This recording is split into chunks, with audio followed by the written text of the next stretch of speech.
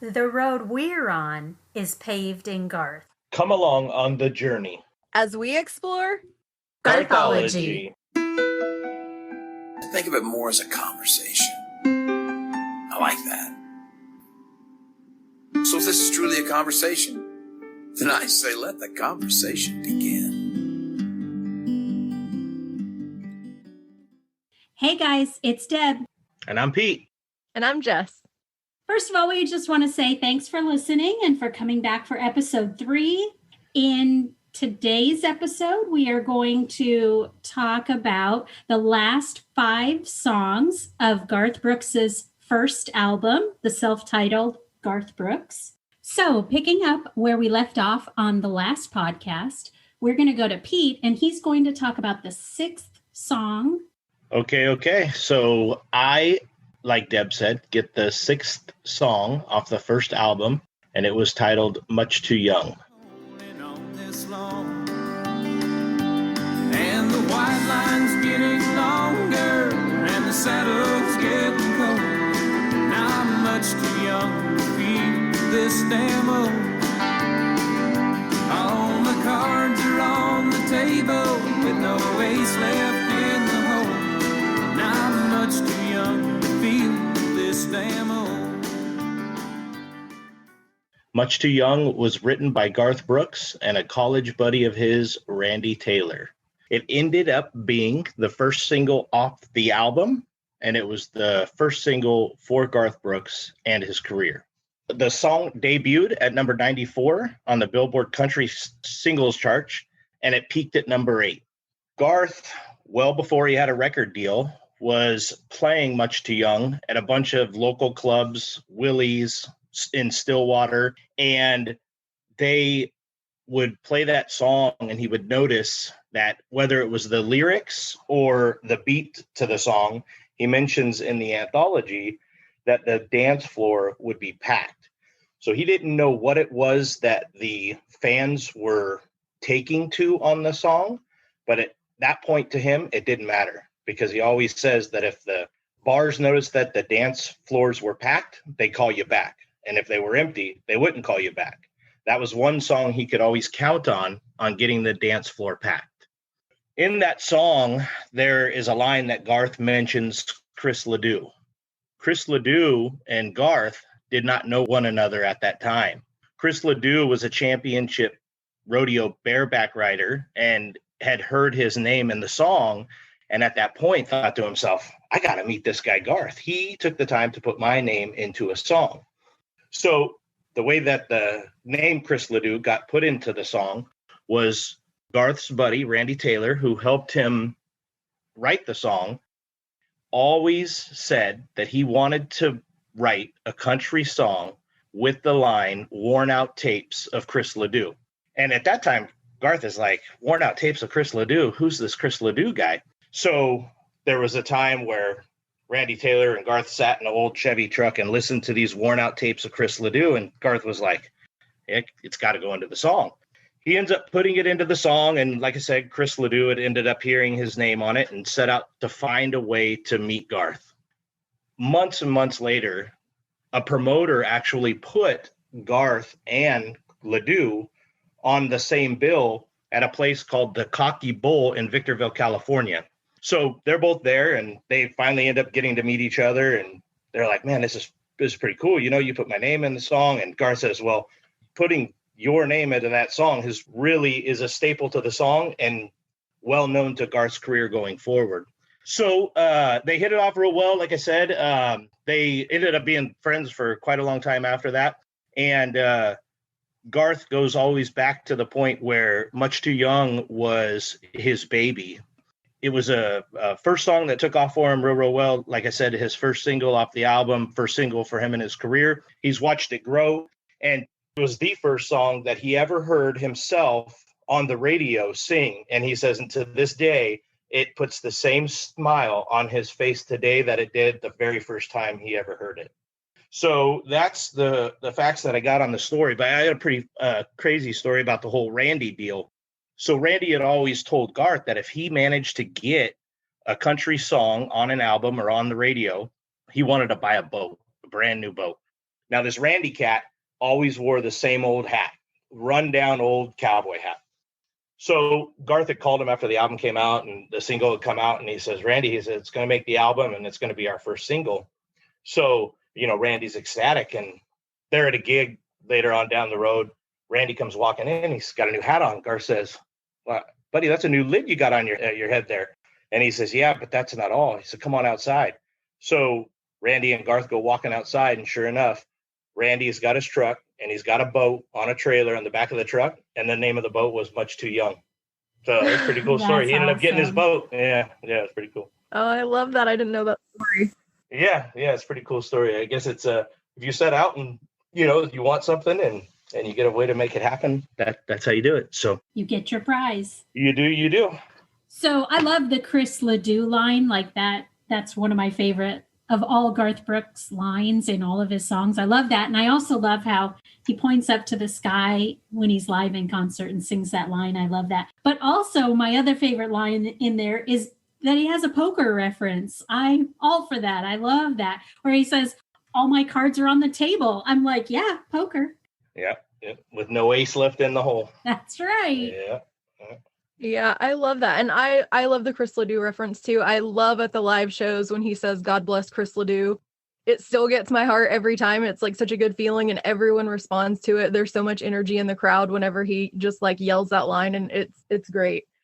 And of course, we talked about before how brilliant Jimmy Mattingly is, and he has that amazing fiddle intro that Garth has said was kind of came about because of the sound of Amarillo by Morning, which was another great song, and from back before when Garth was getting his start. But it's a great song. That's one that I can put on a lot, that if I'm making like a playlist to listen to, I'll pull it almost every time to go on there for my Garth music. Yes. Yeah, it's when he says that God bless Chris Ledoux, a lot of the times he'll take his hat off, and it's funny because if you're at a live show, even myself sometimes, when you're out there or whatever, and you look around, it's like everybody's cap comes off. They all look up and they say, God bless Chris Ledoux, and they scream. It's the loudest part of the song that everybody screams to. So it's just that it's crazy how that one line has taken on so much meaning to that song. Yep. I love that. Yeah, me too. All right. So that is it for Much Too Young. We're going to jump over to Jess for song number 7 off the album. All right. Song number 7 is Cowboy Bill. And the grown-ups would tell us, you boys keep your distance. That old man's just telling you lies. But to all us kids, Cowboy Bill was a hero, just as true as his blue Texas skies. I was not actually very familiar with this song, but when I sat down to listen to it to make notes for the podcast, I actually remembered it more than I thought I did. It must have been something I probably listened to back in the day and just haven't heard in a while. This song was written by Larry Bastian and Ed Berghoff. And Larry Bastian we talked about last time because on the first half of the first album, he co-wrote I've Got a Good Thing Going. And also I had mentioned he co-wrote or wrote Rodeo and Unanswered Prayers also, which we haven't talked about, but I'm sure in future shows we will. And then Ed Berghoff is also a great songwriter. He's worked with other artists like Wynonna and Billy Ray Cyrus. And this is another one of those songs that was never a single, but is a great song. And in the anthology, there's a story about Garth sitting down to hear the song, and Larry sits down to play it for him, and they're in a kitchen and the door's open and his back is facing the west and the sunset lights coming in around him as he sits down to play the guitar. And then the first line opens, he told a good story and all us kids listened. And Garth was just, lost it because it's one of those moments that's like, yeah, that's exactly it. It's like the storyteller, the songwriter, and the song that he's about to tell. But the song itself is about kind of the old cowboy telling the kids the tale of his adventures back in the day, and the adults kind of chastise the kids not to really listen, and it's probably not real, but it makes me think of tall tales. If you ever heard when you were a kid, like Pecos Bill and Paul Bunyan and things like that, and you can see that like painted rock back behind him, and you hear the creak of the saddle, and those kids in the song felt the same way, and they heard that same story. And then when I got to the end of the song, I remembered why I don't listen to this song very often. And I was crying while I was listening to the song. But it was beautiful and it was a great story. It's just, at the end of this cowboy's life, these kids, he meant a lot to them and his stories meant a lot to them. And whether all of it was true or not, I don't think probably would have mattered because they meant a lot to them. But in the end, they were real, and they were memories that he held on to and that he passed down to those kids. And it's just a great story song. It's one of many, many great story songs that we've talked about. Garth just has a way to tell them. And even the songs he didn't write, he just picks songs that were great stories by great songwriters. Were you familiar with the song, or was it one you kind of came back to? So for me, it was one that I came back to like you. And you picked the exact things about it that I wrote that I love about it. I love the way he paints a scene. Like I love the line, painted those West Texas scenes. Like that line in my head, the minute he says that, I can see those scenes. And so I picked that very thing. And then I also picked the idea that the parents were saying, these stories aren't true, don't listen to him. But in the end, the stories were true. Like that meant so much to me. The ending is so sad and it makes me so sad. But at the same time, I'm also so glad that they saw that Ranger memorabilia and they find that the stories were true. I love that. And it all comes back to storytelling. I love that. Yeah, it's crazy. A lot of the same things I pulled from it as well. But it's weird, you listen to the song and you hear the creak of the saddle and his old blue jeans. And it's like, man, I could picture myself on a horse. And, you're walking along the Texas, wheat fields and you're listening to the wind across the wheat fields and the Texas skies. And, I was like, man, it just puts you in that. And then you start thinking about, like you said, old tall tales that you hear as a child. And in the end, when it comes down to it, it's all real, and he's there, he's on the floor, open trunk with all of his memories. And I was like, I didn't cry at the end of the song, but it'll get to you a little bit. And you can tell us. You can be honest. You cried. If I did, I'd tell you. I'm not as quite admittedly open with my emotions as Garth is. So we're just going to go with the fact that I didn't cry. But What a great, great country Western style song. I mean, it's the storytelling literally now with this podcast, there was things we talked about it last episode with Alabama Clay, where I could picture myself, on some riverbank somewhere. And the more that we're doing research on other songs that I don't necessarily listen to all the time, I have Garth on a playlist and I'll put it on the golf course. But when I sit down and listen to the lyrics for the podcast, it's crazy how the storytelling could literally put me in that song, in that story. And I could be like, well, I could have done that. He could be talking about me. That could be me. Yeah. But it's just a great song. I love that. One of the things I really love about all this is we're going out there and we're finding these songs that aren't in my regular Garth rotation.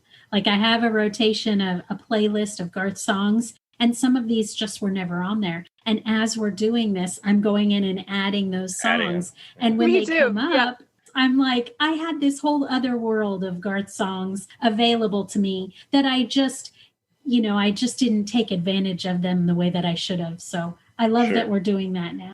Yeah, it's crazy. You could see like on your Apple Music playlist or whatever, it'll show you like by bars, how often this song is played, not just by me, but other people. And you see some of these where there's not a lot of play or none. And you're like, well, add that one because now I'm listening to it. One of the songs we're going to talk about in a little bit. I don't ever remember the song. I don't know that I've ever heard it before this. Now I've found myself listening to it. And like today, I skipped right to it. Maybe because I knew we had the podcast going on, but man, it's a good song. Well, on that note, let's go on to the next one. Deb has number 8 off of the album. So I'm going to let her take it away. Yes, I do. I have song number 8, which is Nobody Gets Off in This Town. Nobody gets off in this town. Trains don't even slow down. My high school sweetheart's married and gone. They met on a bus to San Antone. The Greyhound stops and somebody gets on, but nobody gets off in this town. Nobody Gets Off in This Town was written by Larry Bastian also and Dwayne Blackwell. This song was not released as a single. And for me, this is, again, one of those songs that it wasn't in my regular Garth Brooks rotation. And I love it. It again paints a picture for me. To me, it's a very old time country sound. It's got like a twang. It reminds me of when I used to listen to old country with my dad. He would always play me Patsy Cline or Johnny Cash. And that's what this song reminds me of, is those songs. And I love that about it. I love that Garth had the ability, even in, the late 80s, early 90s, to put out a song that took you back to country music of the 60s. I love that. And for me, again, it was the storytelling within the song. He says, now, let me see if I can set the scene. It's a one-dog town and he's old and mean. I love that line. That's a great line. I love that. And I love that the high school colors were brown. I mean, you just go, yeah, that's a small town. And it paints a picture. And that the county was dry. This is what, at least the second song I know of where Garth talks about a county being dry. So what did you guys think about it? The first thing that I thought of was the music. Like you said, it's a very kind of an older country vibe, but I'm going to give you homework if you don't know this song. If you've never heard it, there's a song that Trisha did a few years ago, and I would have to look to see what album it was on. I don't remember, but it's called Cowboys Are My Weakness. And it has that same sound. When it came on, I was like, what does this remind me of? And it was that song. So look it up, go listen to it, see what you think. It reminded me so much of it. Not the lyrics, not what the song's about, but just the sound of the actual music. Hey guys, it's Deb. You know that homework assignment that Jess just assigned us? Well, after the recording, I went out there. I found the song for you. Don't worry, I got you. Here's Trisha Yearwood's Cowboys Are My Weakness.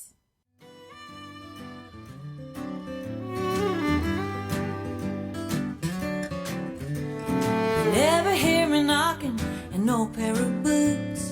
A man who wears his Wranglers for a Sunday suit.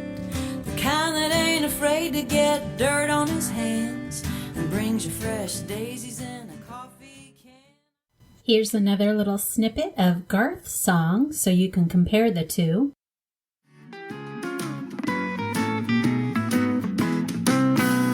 Nobody gets off in this town. Well, I have to agree with Jess. I think she's right. They do sound a lot alike. Okay, let's head back into the podcast where Jess is talking about Garth's song, Nobody Gets Off in This Town. And then for me, it just reminds me of growing up in a small town, because I'm like, I think I lived there. I think he wrote about the town that I grew up in Oklahoma. I'm pretty sure. I didn't grow up in Yukon, but it was very similar. And there is always that feeling of like, you can't wait to get away because nothing happens there. Nothing, it's just a small town. Everything's the same, but there is a sense of wanting to go back. And personally, I don't have family in the town that I grew up in. So I've only been back a few times over the years, but every time I've gone back, it is, it's still nostalgia. It's still a sense of home, and everything's very familiar. And there are still people there from growing up. So I connected with the song for that reason. And I know neither of you guys grew up in a small town, but do you get that too? Can you still imagine it just from kind of listening to the song and the story that it paints? Yeah, you do. You get a lot of that. And it again, it paints that picture. And like, I think listening to that song and then, watching the Netflix, This Road I'm On special, it talks and it shows old school pictures of Yukon and, different areas. I've never grown up in it. So like you said, I have to go with like pictures that are, or video that's shown to me. And it does, you kind of can see yourself, it's funny, you walk down the show, your horse is tied up outside a saloon somewhere, but yeah, it's like a real small town. But going back to the music and the background. So the song that I'm going to discuss next, and then that song, I went back and forth a couple times. That is some old school country style music, like musical instruments that came into play there. And it's mentioned a little bit in what I'll talk about next, but yeah, it's a lot of that that you don't get too much of nowadays, that's for sure. So speaking of that, I'm now going to let Pete talk about the 9th song of the album. So the ninth song off the album was titled I Know One. Only a fool would do it after the way you've done. And how many fools would have you? I know one. I Know One was written by Jack Clement. So this song, I really didn't know a whole heck of a lot about. I did a little bit of research out of the anthology and listened to the song quite a bit. Out of the anthology, Alan Reynolds, who is a big part of Garth's career today, was very good friends with Jack Clement. On this album, Garth made it very clear that being it his first album, he didn't want to have more than 5 songs on the album that was written or co-written by him. So looking for other songs, this song and Alan Reynolds being friends with Jack Clement, Alan Reynolds wanted to take the opportunity to pay a nod to Jack. And so he came to Garth with this song, and Garth liked it. And at that time, country music was kind of coming out of that urban craze. They talk about in the anthology where Reba was just coming on and had broke out. George Strait had broke out. So country music was kind of changing a little bit at that time.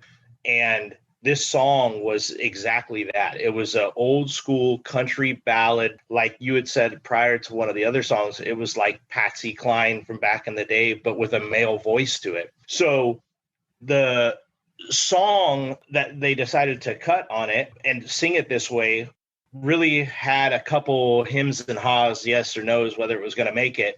But ultimately, when they passed the song around, Garth's mom heard it. And when she heard it, she fell in love with it. And ultimately, I think finally at the end, that was the final decision that they were going to go ahead and put the song on the album. An interesting fact with the story and the song was that Jack Clement, he actually built the recording studio that they recorded all the songs into. I'm not sure that they still do it in that same studio, but I know that it still exists because they talk about it still sometimes on some of the Facebook live shows that they do. But so Jack got the nod from Alan Reynolds, being that he had wrote this song. Garth's mom, of course, fell in love with it, so they had to approve it, and it made it onto the record as the 9th song.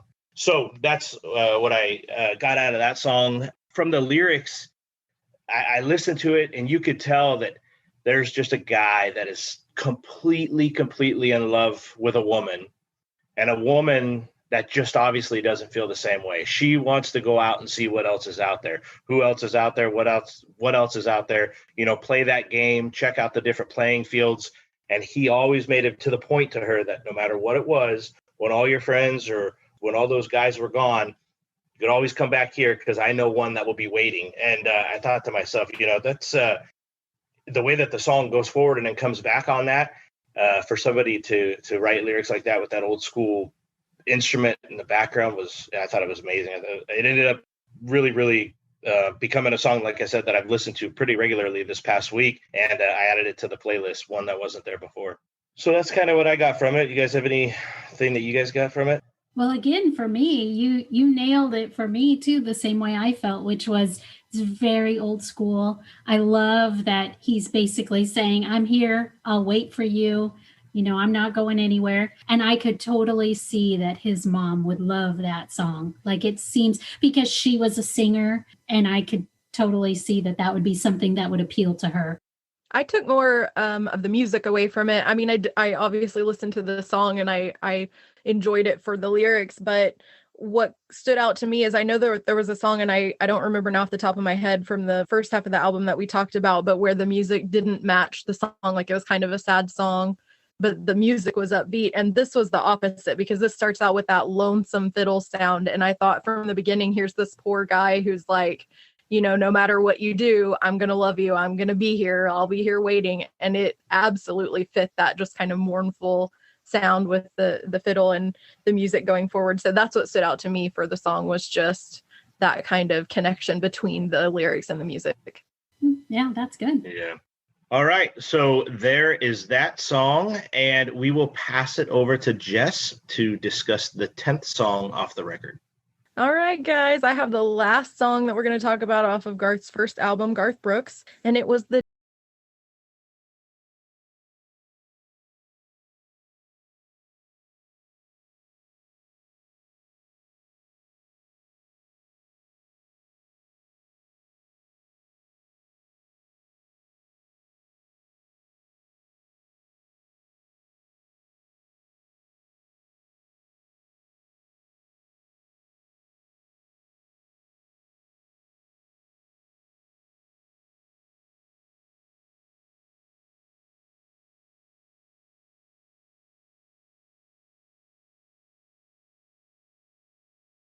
last podcasts, we talked about the dance on our very first one, and that was one of Peter's favorite songs, and it was written, of course, by the incomparable Tony Arata. And I want to give a little shout out to Tony for giving us some love on Twitter. We really appreciated that, and we're big fans of him here at Garthology, so thank you, Tony.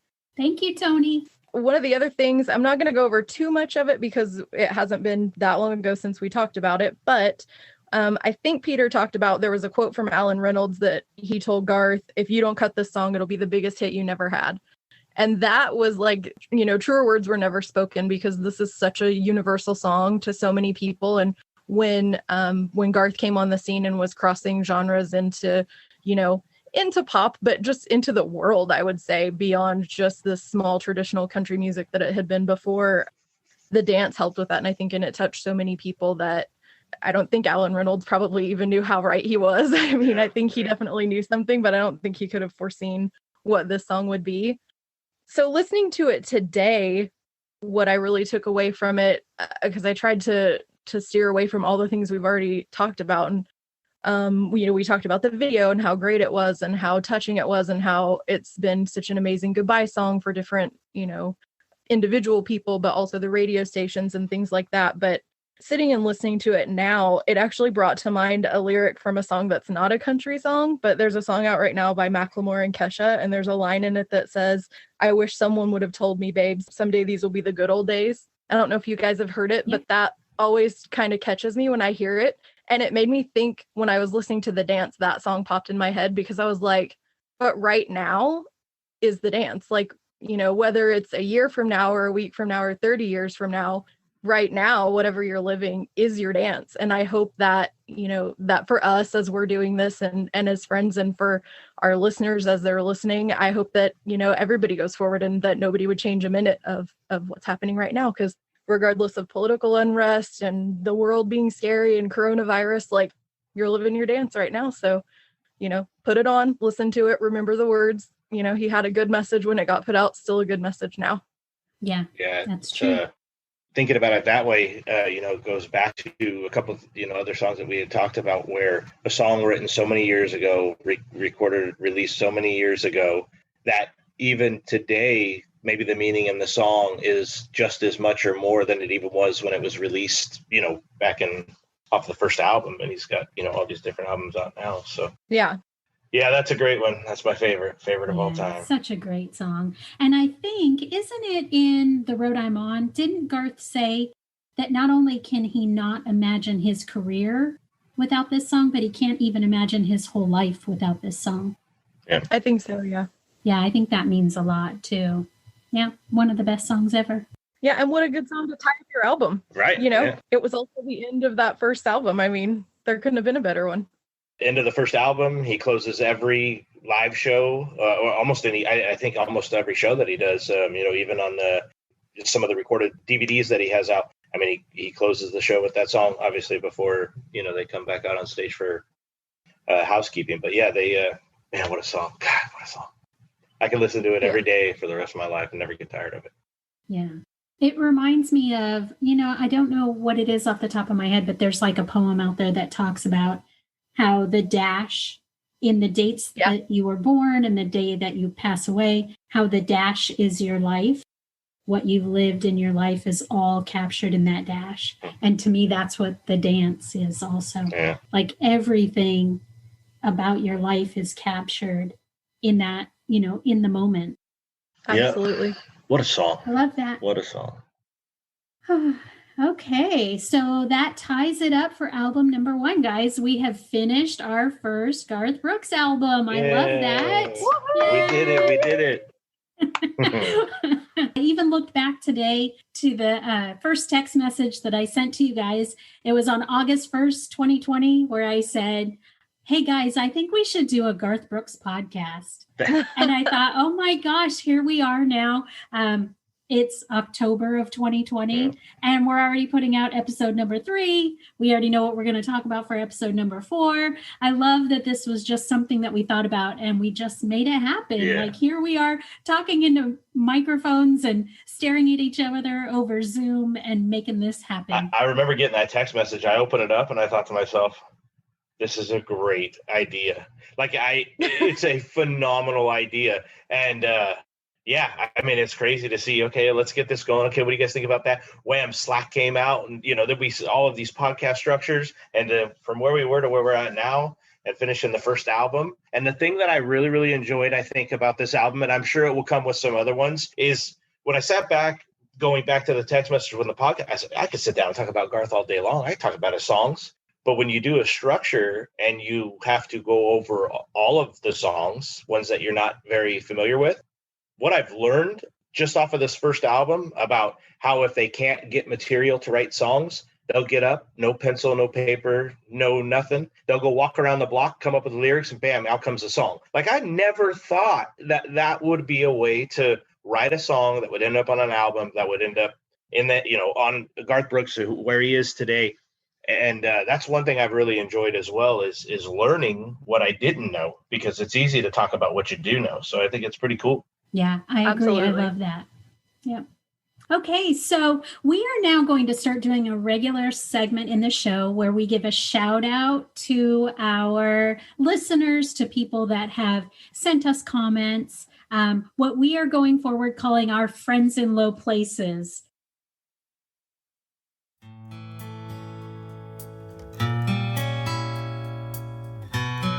It's time to give a shout out to our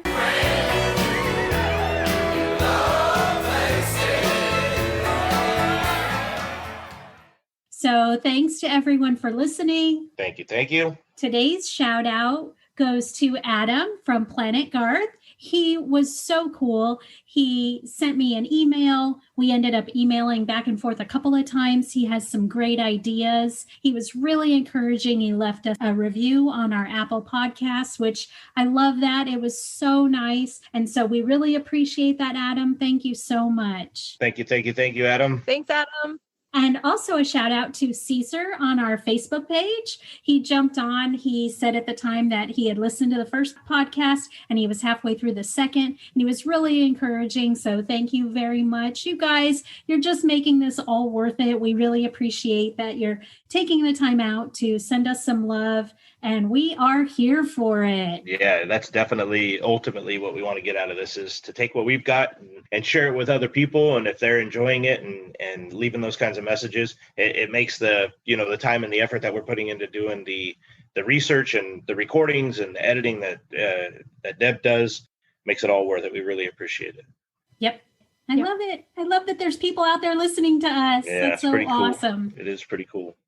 Yes. So our next segment that we're going to do on every podcast is what we call our breaking news segment. So we have a cute little name. This is now going to be called Calling Breaking News. Love So it. kind of tying it into the call in Baton Rouge. So breaking news for this week, in case you guys aren't aware, hopefully you'll hear this podcast before it happens. But this Wednesday, October 14th, Garth is going to be receiving the Icon Award at the Billboard Music Awards, which is going to be hosted by Kelly Clarkson, who I also love. Yeah. So Garth's going to be on there getting the Icon Award recipient. He's going to be on stage. He's going to perform.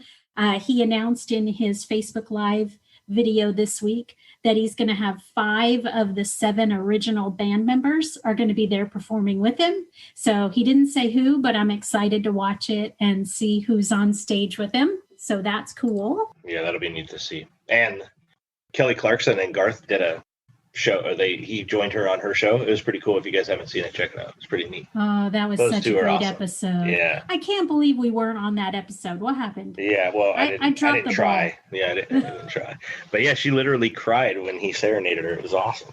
The next breaking news that I have really isn't kind of breaking news, but it's just a story that I found just earlier this month where she gave an interview to Mayhem magazine, and she talked about how singing a duet with Garth at the Opry is truly magical and that those moments are really special. And, whenever there's a Garth and Trisha story, I'm going to bring it up because I just love them. I love them together. They are like hashtag relationship goals for me. Yeah. I just love them so much. Yeah. I wish I could learn how to sing like that with my wife. That'd be pretty awesome. If you and Steph could sing like that, we would not be doing a podcast. Right. We'd be advertising some world tour somewhere. Right. Or we'd be doing your podcast. Right. That would be awesome. Meteorology. Trisha also, in that article, she also talked about her favorite song to perform at the Opry, which for her is She's in Love with the Boy.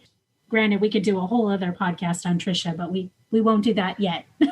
For right now, I just got to say, I love that song. That will always be my favorite Trisha song. My 12-year-old daughter absolutely loves that song.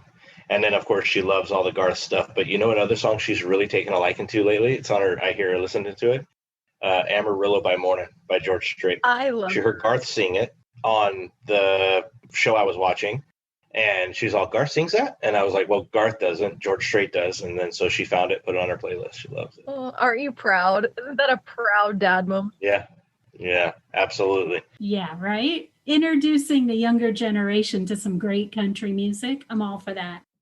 Okay, so I think that wraps it up for episode number 3 of Garthology. We want to again thank everybody for listening. Just want to remind everybody to please visit our website, which is garthology.com. I will post the audio on the website. I will also post links to some of the breaking news that I find that we discuss on here. Don't forget to follow our social media platforms on Instagram and Twitter at GarthologyCast. If you could go there, like and retweet, share the post for us, that would definitely be great. And if you happen to get a chance to listen, if you could review the podcast for us and make sure you hit subscribe. That way, anytime that we post anything new, such as new episodes or anything on the website, it will alert you and you won't have to try to go find it. And also, don't forget to visit our Facebook page, and that is facebook.com/GarthologyCast. And then next time on Garthology, we are going to be talking about Garth's Live at the Wynn show. So be sure to tune in for that. And if you went to the show, if you've watched the DVD, if you own the DVD, give us some feedback. Come tell us about your experience. Send us pictures if you had awesome pictures from the show. We'd love to see it. We're looking forward to going into the details about our experience at the show and how much we loved it. And we're going to have some pina coladas. So pour yourself some and come listen. Thanks again for listening. And this is Deb. I'm Pete. And I'm Jess. Bye, guys. Bye, everybody. Finish it! Finish it!